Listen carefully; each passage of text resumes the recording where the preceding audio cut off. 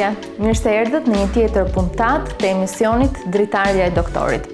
Sapo kemi kaluar Krishtlindjet, presim vitin e ri dhe në mes të kësaj atmosfere festive, ne harrojmë për yndyrnat dhe kaloritë që marrim në këtë kohë. Ndaj ne sot kemi ardhur për të biseduar me mjeke nutricioniste Matina Çobo.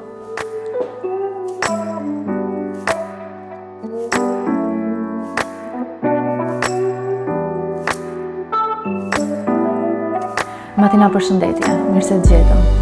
Përshëndetje Knesi.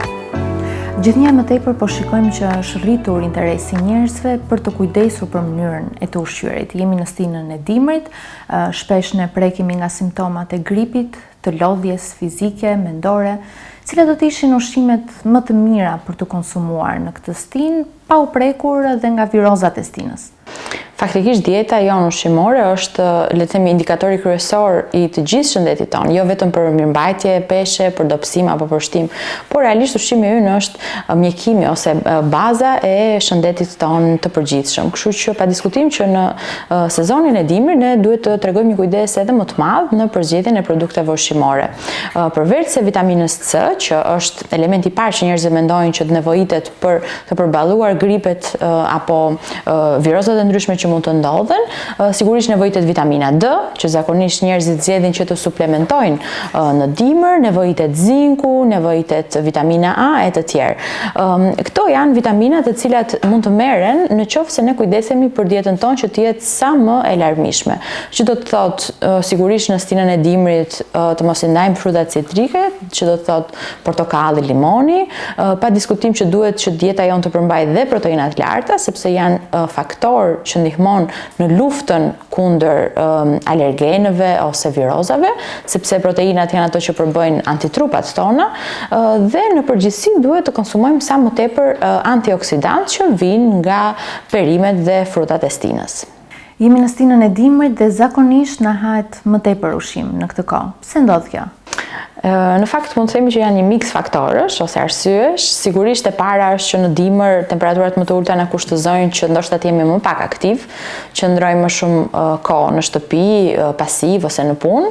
Dhe e dyta, arsyeja që ne kemi një oreks, le të themi, pak më të shtuar, dhe arsyeja pse ne duhet gjithmonë në dimër të kujdesemi në thonjza për trupin që duam të kemi në verë, është se ka një përqindje pak më të lartë të metabolizmit në dimër, që do të thotë ne djegim pak më tepër kalori në dimër krahasimisht me verën. Kjo është realisht dhe arsyeja pse nëse ne do të mbanim një regjim dietik në dimër, ka një rezultat më të suksesshëm se sa po ta mbajmë afër verës. Në të njëjtën mënyrë shpjegohet edhe rritja, le të themi, e oreksit gjatë periudhës së dimrit.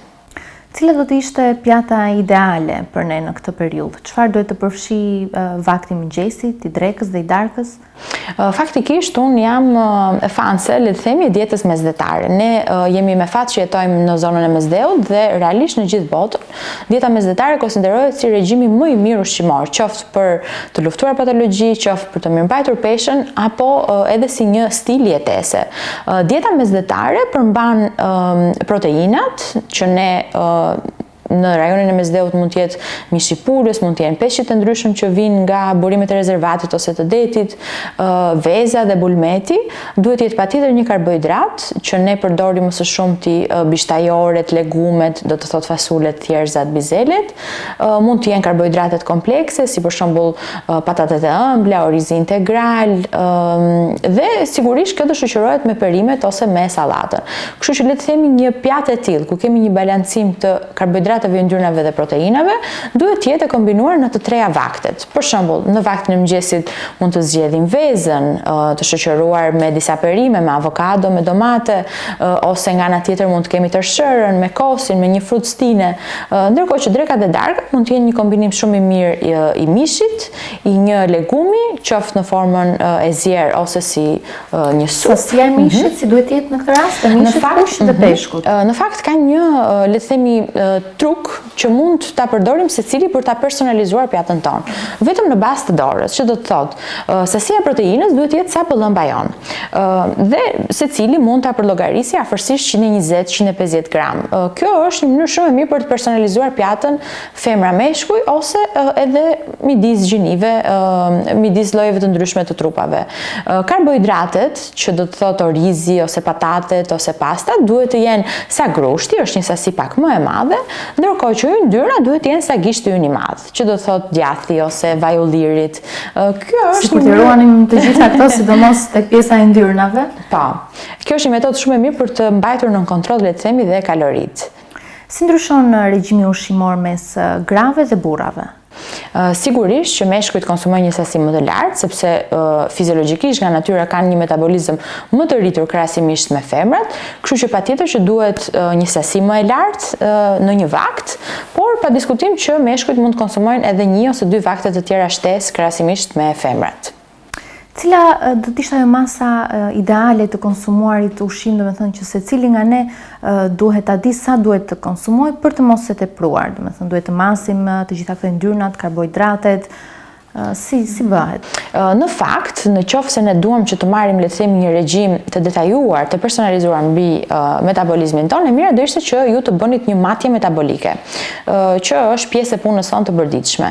Përmes saj arrim që të masim se sa kalori harxhon metabolizmi ynë thjesht për mbijetesë, që do të thotë për të marrë frymë, gjatë gjumit, për të tretur, dhe tek këto kalorit ne duhet të shtojmë dhe aktivitetin tonë ditor. Për shembull, nëse kemi një punë aktive me shumë ecje, ose nëse ushtrojmë dhe sport. Totali këtyre kalorive duhet të jetë i barabartë me kaloritë që ne marrim nga ushqimet në rastin e duam që të mirëmbajmë këtë peshqin e kemi.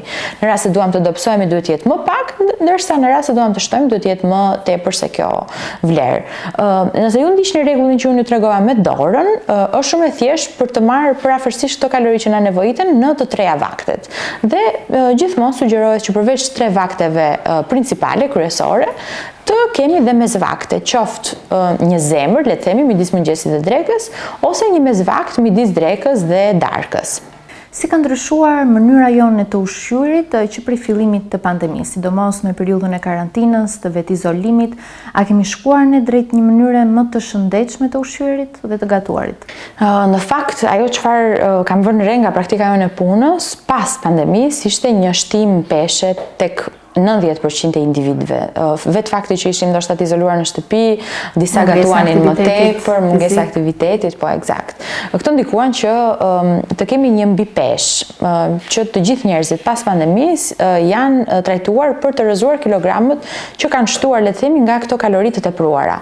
Ndërkohë, shumë individë të tjerë vinin me mbipeshë ose obezitet prej mjekimit që kanë pasur pas infektimit me Covidin, sepse realisht pjesë e skemës të trajtimit është dhe kortizoni, që tek shumë njerëz shkakton një fryrje, le të themi, momentale dhe një prishje të metabolizmit, që në rast se ti nuk ndikon drejt për drejt, nuk vepron në kohë, mund të jetë dhe permanente kjo prishje metabolizmit. Kështu që kemi pasur dhe raste të tilla. Kështu që unë mund të them që realisht ka pasur një shtim peshe pas pandemisë.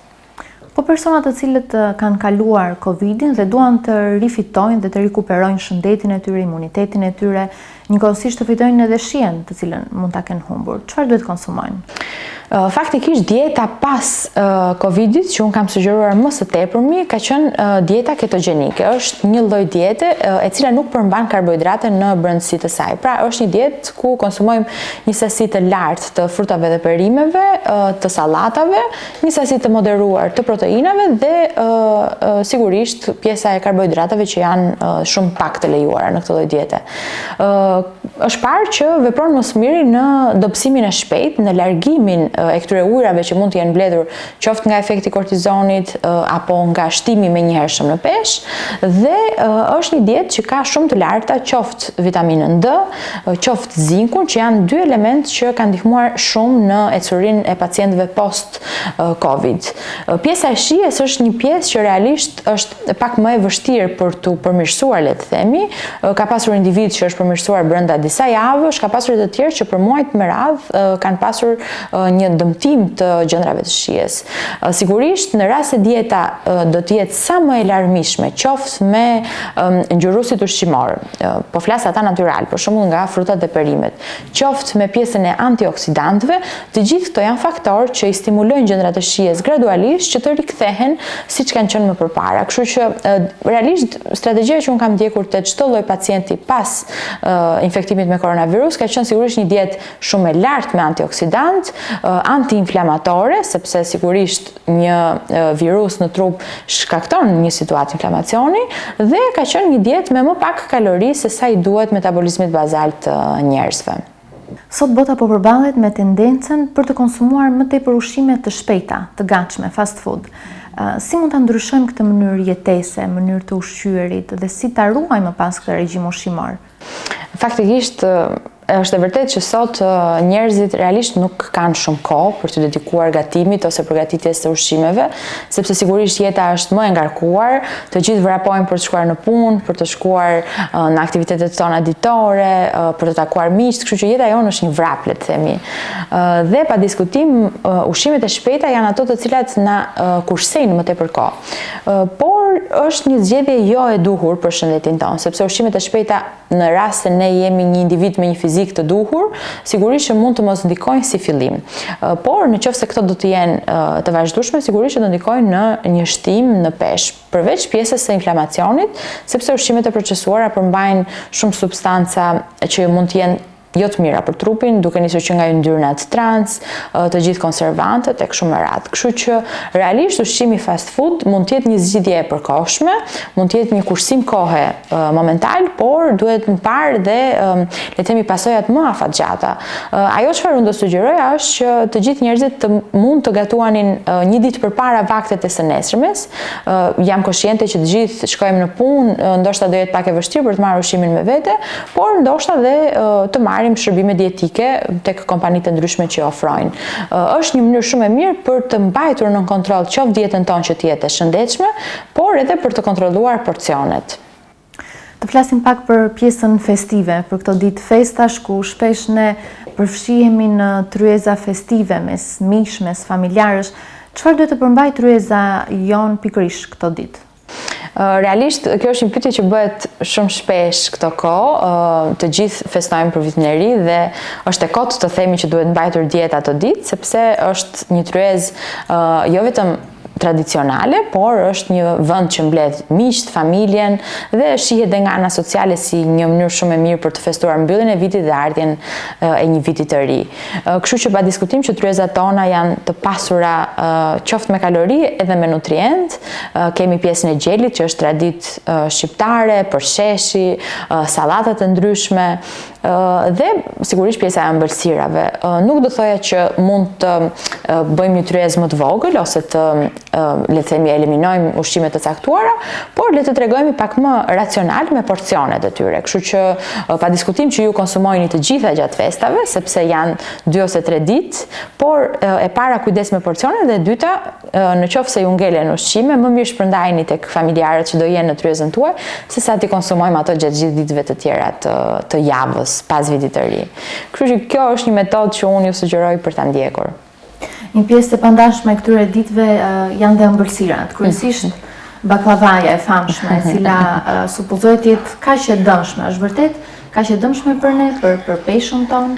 Në fakt, nëse ne do ta konsumojmë me moderim, pra çdo gjë me ekuilibër, nuk ka absolutisht asnjë lloj problemi për shëndetin tonë, se sigurisht do konsumohet një ditë, 2 ditë dhe më pas do përfundoj dhe do ta eliminojmë nga dieta jonë. Kështu që nuk do thosha që është e dëmshme, sigurisht është një ëmbëlsirë e ngarkuar qoftë nga ana e yndyrnave sepse ka gjalpi në përbërje, qoftë nga ana e karbohidrateve prej sheqerit të lartë, por që në qoftë se tregojmë të matur tek pjesa e është okay, është e lejueshme. Po pas festave, për të ekuilibruar pak, për të balancuar peshën tonë, konsumimin e gjithë këtyre vakteve të rënda, çfarë do rekomandoni? Sinqerisht, domethënë shoh shumë njerëz që nëse vite më përpara kanë pasur tendencën për të kujdesur për dietën pas vitit të ri, këtë vit kanë vënë re dhe një tendencë për të kujdesur për dietën në dhjetor në mënyrë që ta abuzojmë ato 3-4 ditë të vitit të ri dhe këto kilogramët t'i heqim para vitit të ri. Gjithsesi, pas festave mënyra më e mirë për të pastruar trupin nga këto kaloritë për të larta, nga këto nutrientë që ne kemi ngarkuar metabolizmin, do ishte një dietë detox. Është një dietë në të cilën ne nuk konsumojmë ushqime, ose mund të konsumojmë disa fruta, ndonjë sallatë të vogël dhe përgjithsisht konsumojmë lëngje, frutash dhe perimesh. Është një metodë shumë e mirë për pastrimin e metabolizmit, për pastrimin e traktit të tretës, sepse sigurisht gjithë ato ushqime që ne do konsumojmë e ngarkojnë zorën tonë, dhe është një mënyrë shumë e mirë për eliminimin e toksinave, sepse sigurisht kur ne konsumojmë vakte shumë të rënda, kjo ndikon edhe tek çrregullimet hormonale. Dhe ne mund të balancojmë qoftë hormonet tona, qoftë nivelin e toksinave në limfën tonë, duke ndjekur këtë lloj diete që sigurisht me studime botërore ndikon më së miri, qoftë për të mbajtur 1, 3 ose 6 ditë pas festave. Kështu që unë do ju sugjeroja të bëni një dietë detox, qoftë ta provoni ta përgatisni vetë apo tek profesionistët. Në rastin e konsumimit të frutave, si do të ishte më mirë konsumimi i tyre në formën e lëngjeve, në formën e frutit të plot? Në fakt, dietat detox përgjithsisht përbohen nga lëngje, fruta, perime, që do të thotë bëjmë një miksim të tyre. Përgjithsisht janë lëngje jeshile, që do të thotë ne përziejmë spinaqin, kastravecin, mollën jeshile, dardhën, kivin. Janë fruta dhe perime të cilat ndikojnë dhe më tepër në pjesën e zbrazjes së traktit gastrointestinal. Kështu që këto janë gjithmonë në trajtën e lëngut ose në trajtën e smoothie. Pra ku ne kemi dhe fibrat në brendësitë të tyre. Sasia aq sa mund të jetë 200-250 ml, pra sa një gotë e mbushur plot, le të themi, dhe të tilla janë rreth 6 lëngje në ditë. Pra një dietë detox përkufizohet si një dietë që ka vetëm lëngje gjatë gjithë ditës. Pra ku ne nuk konsumojmë as pak ushqim dhe i lëm kohë në këtë farë mënyre edhe traktit tretës që të pushojë, të mos stresi ushqime, por ne ja japim nutrientet e gatshëm. Besoj në këtë mënyrë edhe humbasim peshë, humbasim kilogramët që kemi marrë, por marrim dhe të gjitha vlerat ushqimore të nevojshme. Dieta detox është një dietë që ne për pak ditë marrim një megadoz vitaminash, sepse duke marrë vetëm fruta dhe perime, sigurisht marrim sasi të lartë vitaminash, kriprash dhe antioksidantesh. Sigurisht dhe hidratohemi në mënyrën e duhur. Të gjithë njerëzit që provojnë dietën detox, shenja e parë që vën re është e para ulja e barkut, shfryrje me njershme, si pasojë e uljes së inflamacionit, është një shkëlqim i lëkurës, sepse kjo megadoz vitaminash dhe hidratimi ndikon në fryrjen e qelizave, pra në marrjen e hidratimit të duhur qelizor, dhe ndikon më së miri dhe në traktin gastrointestinal, siç u thash. Kjo do të përkthehet pa diskutim në humbje kilogramash, që mund të jenë nga kjo zbrazje, le të themi, e zorës son, por edhe nga humbja e ujrave dhe varet dhe nga kozgjatja. Për shembull, nëse ne do ta mbajmë më shumë se 3 ditë, nëse mbajmë 1 javë ose 2 javë, pa diskutim që do bjerë dhe masa dhjamore. Kështu që sigurisht që përkthehet edhe në rënje kilogramash. Në këto ditë, përveç abuzimit në sasi të ushqimit, kemi dhe abuzimin me alkoolin. Cila do të ishte pija më e përshtatshme për këto ditë? Vera, vera bardhë, kuqe, birra? Besoj se të gjithë preferojnë verën e kuqe në festat në tryezën e fundvitit. Sigurisht që vera e kuqe është një ndër alkoolet më të shëndetshme, sepse përveç pjesës së alkoolit përmban dhe antioksidantët, poliolet, që janë grupi i antioksidantëve që ndodhen tek vera, por që ajo çfarë ne abuzojmë është sasia. Duke pirë një sasi më të lartë, sforcojmë mëlçin për ta eliminuar alkoolit si toksin nga trupi ynë. Sigurisht, me sasin mund të kufizohemi në 3-4 gota maksimumi gjatë gjithë mbrëmjes dhe kjo do jetë një sasi që do i duhet trupit rreth 2-3 ditë për ta eliminuar, le të themi maksimalisht nga mëlçia, por edhe dieta detox është po prap një metodë për të ndihmuar trupin që këto toksina të eliminojë më shpejt. Kështu që qoftë nga aspekti ushqimor, qoftë nga aspekti i alkoolit, kjo lloj diete do ju ndihmojë shumë për të rrimë këmbur, le të themi, pas festave. Edhe nëse do të kishe një këshill të fundit për të gjithë ne për festat e fundvitit? Sigurisht të shijojmë kohën, sepse është një tryezë festive ku ne kalojmë gjithë memorje, gjithë kujtimet që ne kemi gjatë vitit me familjen dhe me miqtë tanë, dhe duhet të tregojmë sa më të moderuar në pjesën e ushqyerjes. E di që është një traditë shqiptare që sa më e plotë jetë tryeza, ky bollëku do na shoqëroj për vitin e ri të ardhshëm, por që ju sugjeroj që gjërat që do mbeten pas darkës ti shpërndani me miqt në mënyrë që mos ju ngelen gjëra në frigorifer. Dhe në datën 2 të filloj ushqyerja e shëndetshme, le të themi. Martina, të falenderoj për bisedën dhe për të gjitha këshillat dhe sugjerimet, duke uruar që të gjithë të dëgjojnë dhe të ruajnë të gjitha këto. Faleminderit. Faleminderit juve. Ndërkohë, kamera jon tani do të zhvendoset tek laboratori analizave mjekësore Intermedica për të ndjekur nga afër një ekzaminim specifik.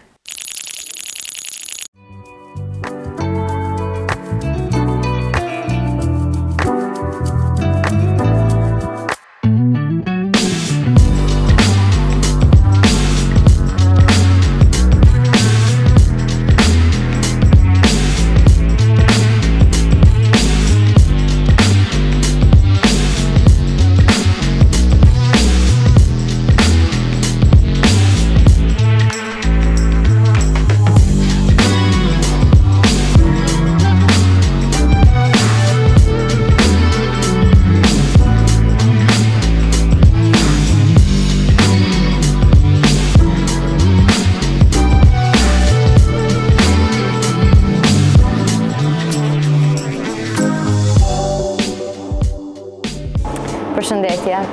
Sot jemi përsëri në laboratorin qendror të Intermedicës dhe këtë herë kamera dritare TV vjen për të xhiruar për herë të fundit për vitin 2021. Sot ne kemi sjell pacientët tanë, të cilët ishin një çift për të bërë një kontroll analizash përpara planifikimit të tyre familjar, pra përpara ardhjes së një bebushi. Kështu që këtu jam me doktore Shadën për të na shpjeguar të gjitha ekzaminimet që ne mund të kryejmë te laboratori Intermedica në të tilla planifikime. Përshëndetje doktoresha. Përshëndetje, mirë se keni ardhur. Të fillosh vitin 2022 me një planifikim kaq të bukur siç është konceptimi i një fëmie, sigurisht është dhurata më e bukur dhe realizimi i një ëndre për të gjithë çiftet e rinj. Ardhja dhe kryerja e ekzaminimeve pranë laboratorit bëhet pas konsultës me mjekun ginekolog, në të cilën janë shmangur apo janë eliminuar të gjithë problemet mekanike që mund të ketë çifti deri në realizimin përfundimtar të ëndrrës së tyre, që është konceptimi i bebit. Sigurisht që krahas së këtyre pengesave mekanike, çiftet fal dhe emancipimit të kohës, të themi, të dy së bashku, dhe bashkëshorti dhe bashkëshortja afrohen për të kryer një sër testesh në të cilën bëhet mundur përjashtimi i sëmundjeve infektive dhe njëkohësisht përjashtimi i sëmundjeve bakterore dhe përjashtimi i sëmundjeve seksualisht të transmetueshme. Është mirë që çiftet të kenë informacionin përpara se të nisin konceptimin e bebit, pasi primo infeksioni, që do të thotë infeksioni për herë të parë me një nga këto 3 grupet kryesore të patologjive që përmendëm më sipër, është një faktor shumë i madh risku për një fëmijë i cili mund të jetë me defekte të lindjes apo njëkohësisht të jetë mbartës i këtyre sëmundshmërie të cilët përbëjnë një nga kostot më të larta ekonomike në mirë trajtimin dhe në mirë kujdesjen kundrejt këtyre fëmijëve. Çifti sot i është nënshtruar të 2 ekzaminimeve. Konkretisht, zonja i është nënshtruar testeve të torçit. Torçi është një akronim për një grup sëmundjesh infektive, të cilët shoqërohen me defekte të lindjes në fëmijë dhe njëkohësisht nënkupton infeksionin nga toksoplazmoza, infeksionin nga rubela, infeksionin nga citomegalovirusi dhe njëkohësisht infeksionin nga herpes simplex virus. Për të gjithë këto grupe patologjisë, ne vetë detektojmë antitrupat të cilët mund të jenë prezent në gjakun e nënës. Toksoplazma është një nga këto sëmundjet infektive, e cila bën që bebi të lind me probleme të preterm, të themi, të paralindjes. Dhe kjo përjashtohet në rastet kur janë të papajtueshme me jetën, që do të thotë nëna mund të riskojë një abort që në javët e para të shtatzanisë. Njëkohësisht fëmia mund të ketë ciste, të cilët janë të vendosur në muskuj dhe në trut, çka do të pengojnë zhvillimin e tyre fizik apo zhvillimin e tyre psikik. Në këto kushte është shumë e rëndësishme që të detektojmë të dy kundërtrupat ndaj toksoplazmës, që është IgG-ja dhe IgM-ja. Gjatë jetës nëna mund të jetë e ekspozuar ndaj virusit ndaj infeksionit me toksoplazmos, por risku është në qoftë se kemi primo infeksion, do me thënë infeksion për herë të parë në javët e para të shtatzanisë. Kjo bën që bebi të jetë me probleme. Ndaj nënës i rekomandohet që të ketë kryesisht kujdes ndaj kontaktit me macet, nga qumshti që mund të konsumoj që mund të jetë i pa pasterizuar dhe njëkohësisht nga konsumimi i gjërave të gjalla, të pa lara apo të pa trajtuara siç duhet. Citomegalovirusi është një virus tjetër dhe ka studime të cilët thonë që pjesa më e madhe e grave e kanë kaluar, por risku është në qoftë se kemi infektim për herë të parë në shtatzani. Kjo bën që të kemi një fëmijë që të ketë defekte të lindjes, njëkohësisht mund të ketë një peshë më të vogël pas lindjes, si dhe mund të jetë shkaktar për lindjen para kohe. Kjo sepse citomegalovirusi është një virus i cili mund kalojë nëpërmjet placentës tek bebi. Rubela, ose siç njihet ndryshe fruthi gjerman, është një pjesë tjetër e sëmundjeve infektive që bën që bebi, në qoftë se nëna do infektohet në shtatzani, të ketë probleme të dëgjimit, mund të ketë probleme të mos zhvillimit të zemrës, njëkohësisht mund të ketë probleme me shikimin. Do me thënë, duke i trajtuar se cilin prej këtyre sëmundjeve infektive në gravidancë, neve shmangim që të kemi një fëmijë me probleme pas lindjes. Një grup tjetër sëmundjesh, të cilët neve i ekzaminojmë gjithmonë pranë laboratorit, janë dhe sëmundje seksualisht të transmetueshme. Këtu ne mund të përmendim sifilizin, mund të përmendim HIV-AIDSin, njëkohësisht hepatitin B dhe hepatitin C. Sifilizi është një sëmundje seksualisht të transmetueshme dhe neve në qoftë se arrim që ta mjekojmë përpara se nëna të rifillojë ose të fillojë një gravidancë, neve kemi bërë të mundur që të shmangim të gjithë problemet që mund të ketë bebi pas lindjes. Ndërsa për sa i përket HIV-AIDSit, kryesisht risku në qoftë se nëna është mbartëse, është që në qoftë se do bëjë një lindje natyrore, riskojmë që bebi gjatë procedurës së ardhjes në jetë të infektohet, duke u bërë një ismur potent dhe kronik për të qenë infektuar me HIV-AIDS.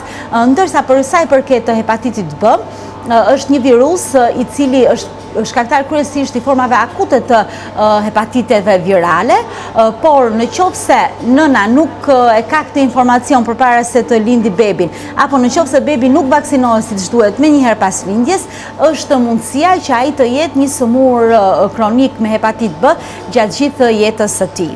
Dy analizat të tjera, të cilët janë njëkohësisht shumë të rëndësishme, është edhe mykoplazma dhe uroplazma. Ne kemi dy mënyra të detektimit apo të matjes së infeksioneve ndaj këtyre baktereve. Një është nëpërmjet gjakut, në cilin neve testojmë imunoglobulinën G dhe imunoglobulinën M, dhe testi tjetër është nëpërmjet sekrecioneve vaginale.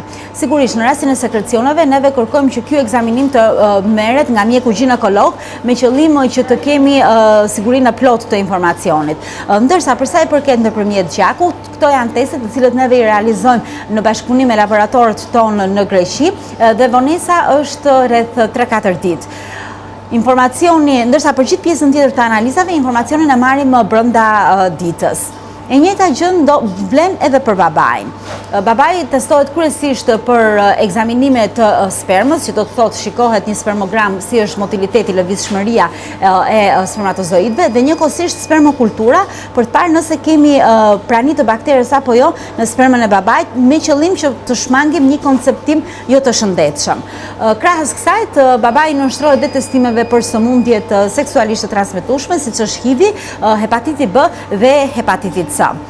Rekomandohet që për të dy prindrit e rinj të bëhet dhe urokultura, që është një mbjellje e urinës, dhe kjo e gjitha për të shmangur bakterozat e ndryshme, të cilët mund të bëhen shkak për zhvillimin e infeksioneve pelvike të rënda, që mund të shkaktojnë një abort apo një mosvazhdim normal të shtatzanisë.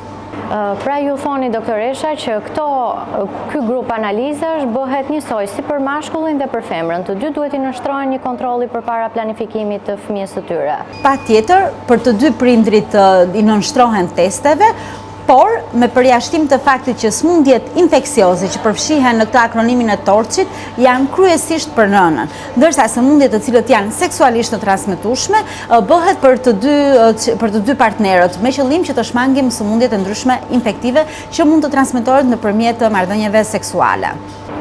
E gjithë kjo gamë analizash realizohet në laboratorët Intermedica vetëm në Shqipëri, apo i nështrojnë dhe një ekzaminimi tjetër më të specializuar jashtë vendit? Ne jemi të pajisur me teknologjitë të fjalës së fundit për sa i përket të detektimit të këtyre patologjive.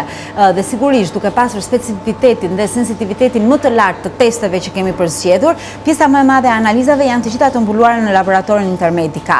Secila analizë do kohën e vetë për të realizuar, për shembull spermokultura dhe urokultura duan një afat kohor prej 48 orësh deri në leximin e rezultatit përfundimtar.